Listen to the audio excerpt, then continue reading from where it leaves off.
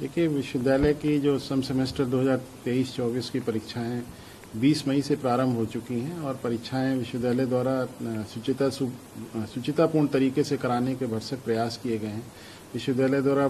Flying squad की तैनाती की गई है। प्रत्येक परीक्षा केंद्र पर सीसीटीवी के माध्यम से निगरानी रखने की व्यवस्था केंद्रों के माध्यम से सुनिश्चित की गई है। प्रत्येक परीक्षा केंद्र पर ऑब्जर्वर की भी तैनाती है। लेकिन इन सब के इतने प्रयासों के बावजूद कुछ ऐसे मामले जरूर संज्ञान में आते हैं कि बच्चों द्वारा अनुचित साधन प्रयोग किया जाता है। इनको विश्वविद्यालय द्वारा कड़ाई से उस पर कार्रवाई की जाएगी। और एक परीक्षा केंद्र पर रुड़की क्षेत्र का है, वहाँ पर कुछ अनियमितताएं लगातार पाई जा रही थी, तो उसमें विश्वविद्यालय द्वारा वहाँ के जो ऑब्जर्वर थे उनको तत्काल प्रभाव से हटा करके एक नए ऑब्जर्वर की तैनाती की गई। इसी प्रकार से यदि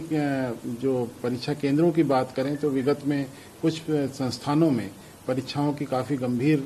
अनियमितताएं संज्ञान में लाई गई थी, तो उसके दृष्टिगत विश्वविद्यालय द्वारा इस बार पहली बार कई संस्थानों में परीक्षाएं न कराने का भी निर्णय लिया और उसके अनुसार परीक्षा केंद्रों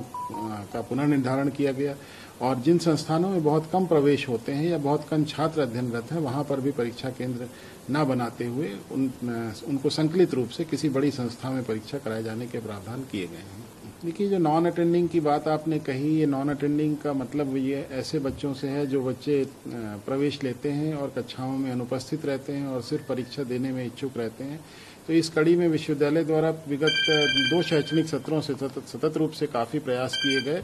और उसके अंतर्गत विश्वविद्यालय द्वारा अपना अटेंडेंस मैनेजमेंट सिस्टम प्रारंभ किया गया। और उस अटेंडेंस मैनेजमेंट सिस्टम के माध्यम से इस सत्र में हमने लगभग 844 बच्चों को प्रथम चरण में परीक्षा देने से वंचित करने का निर्णय लिया था, क्योंकि उनकी उपस्थिति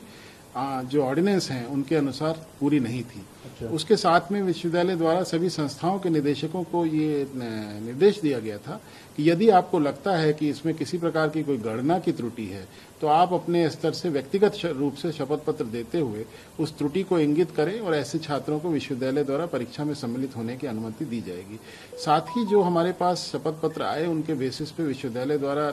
उनका प्रथम दृष्टया जो अवलोकन करने के बाद ऐसा पाया गया कि हो सकता है कि इसमें किसी प्रकार की त्रुटि संस्था स्तर से हुई हो, तो इन छात्रों के परीक्षा फल घोषित करने की कार्रवाई ये इन पर एक प्रथम दृष्टया जो संज्ञान में आया है उसकी जांच के उपरांत ही की जाएगी। तो इनके मूल्यांकन की कार्रवाई पृथक से होगी और परीक्षा फल भी पृथक से घोषित किया जाएगा। जो हमारे पास अनुचित साधन प्रयोग के मामले आए हैं उनके दृष्टिगत विश्वविद्यालय द्वारा आगामी परीक्षाओं में ये कार्रवाई की जाएगी कि पूरे जो सीसीटीवी का जो नेटवर्क है और वो उसको यूनिवर्सिटी के कंट्रोल रूम में उस पर डिस्प्ले पर लिया जाए और उसकी मॉनिटरिंग यूनिवर्सिटी के लेवल से की जाए, क्योंकि किसी भी परीक्षा केंद्र पर उसका जो सीसीटीवी का जो डेटा कैप्चर होता है उसकी मॉनिटरिंग सतत रूप से नहीं होती है। तो आने वाली परीक्षाओं में जो भविष्य में होंगी उसमें विश्वविद्यालय द्वारा सभी परीक्षा केंद्रों के सीसीटीवी के डिस्प्लेज को विश्वविद्यालय के कंट्रोल रूम में लेते हुए और हम विशेष रूप से पर्यवेक्षक नियुक्त करेंगे जिनका काम होगा कि ये जो डिजिटल डिस्प्लेज हो रहे हैं उनको सतत रूप से उनकी निगरानी करें और यदि किसी प्रकार की कोई अनियमितता संज्ञान में आती है तो वहाँ के परीक्षा केंद्र के जो केंद्र अधीक्षक हैं, जो हमारे पर्यवेक्षक हैं और जो फ्लाइंग स्क्वाड हैं उसके माध्यम से उस पर सुधारात्मक कार्रवाई की जाएगी।